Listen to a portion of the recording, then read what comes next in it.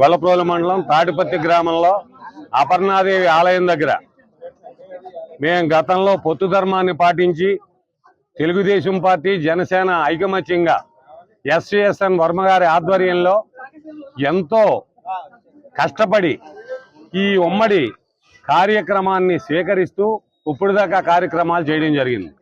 ఇప్పుడు వైసీపీ కార్యకర్తలు ఇక్కడ కమిటీ సభ్యులు ఈవేళ జనసేనలో కొంతమంది సభ్యులకి వందన పాడుతూ వాళ్ళకి గుడితాళాలో ఇవ్వడం, ఆ బుక్కులు అప్పచెప్పడం కూడా జరిగింది. కారణం ఏమిటంటే ఇది పొత్తు ధర్మంలో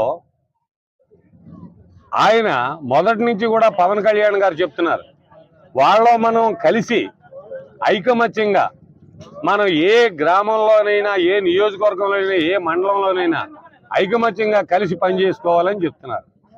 ఈవేళ ఒక పద్ధతి క్రమాన్ని తప్పి ఎవరికే తెలియకుండా గతంలో ఉన్నటువంటి వాళ్ళు ఆ కమిటీ మెంబర్లో తాళాలో ఒక వ్యక్తి చేతిలో పెట్టడం జరిగింది. అది గ్రామ కమిటీ అందరినీ జరిగిన తర్వాత అందరూ వాళ్ళలో కూర్చుని మాట్లాడుకున్న తర్వాత ఈ కార్యక్రమం చేయవలసిన అవసరం ఉందని మేము సవినయంగా జరుపుతున్నాం.